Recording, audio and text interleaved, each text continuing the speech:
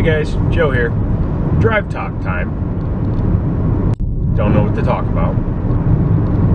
I think what I'll talk about is the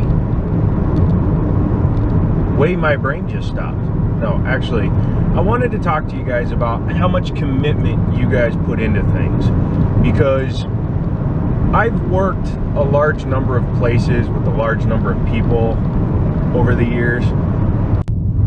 Pardon me.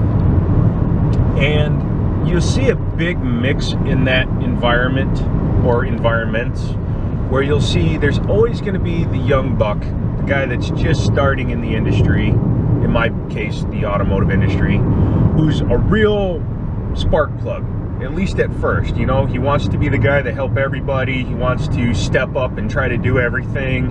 And that kind of guy tends to burn out pretty quickly, because he came into the business thinking that he was going to become a millionaire. And that rarely happens unless you wind up owning your own dealership. The next kind of person is the guy that has been doing it forever and has done it through all the different ways it's currently done. What I mean by that is, think back to the late 90s, early 2000s, before 9/11. Think about the way the automotive business and car dealerships were run.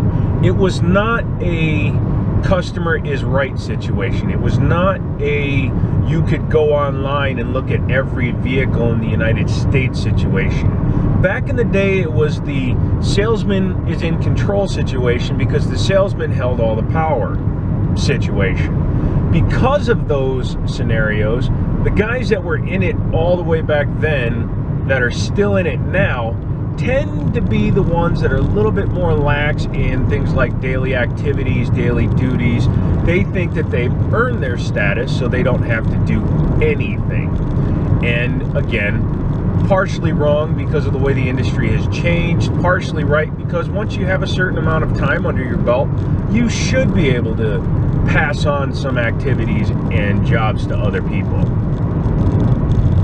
Third kind of person is what I like to hopefully think of myself as. I'm the middle ground guy. I'm the guy that came into the business right before it changed. I came into the business back when subprime financing was still really strong, and you could get 23% interest on people, and you know, you could pretty much dictate terms, because the main form of advertising when I started in 2000 was those pamphlet booklets that you would pick up at the store inside those free things that now you get apartment guides and hotel guides out of. Now, ever since those days, it's become more difficult. But I, being a ginormous car nerd, have purposely forced myself to stay interested.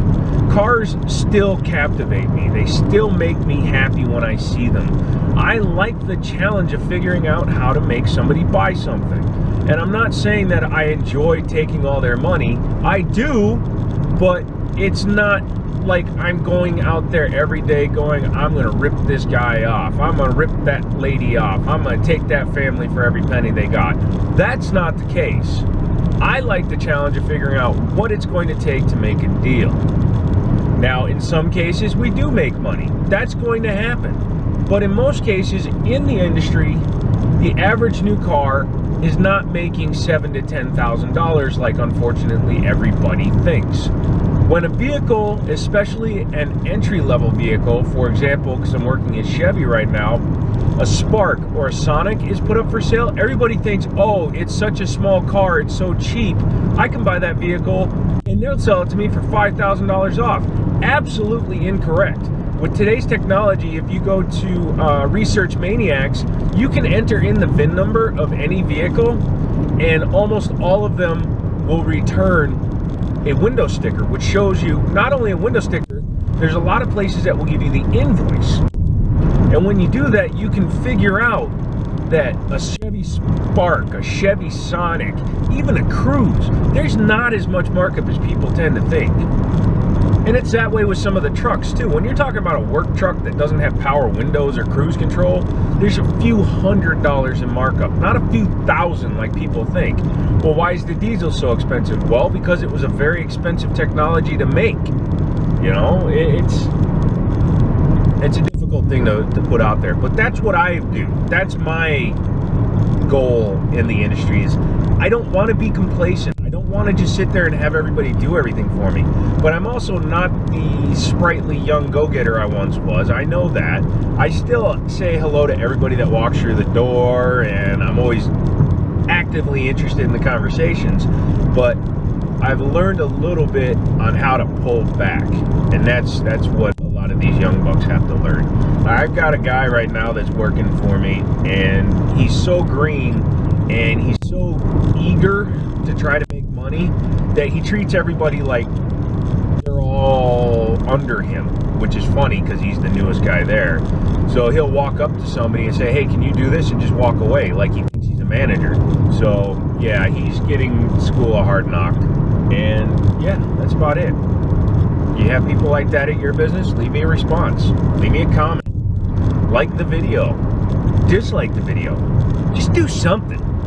Don't be a slug on a log. Or a bump on a frog.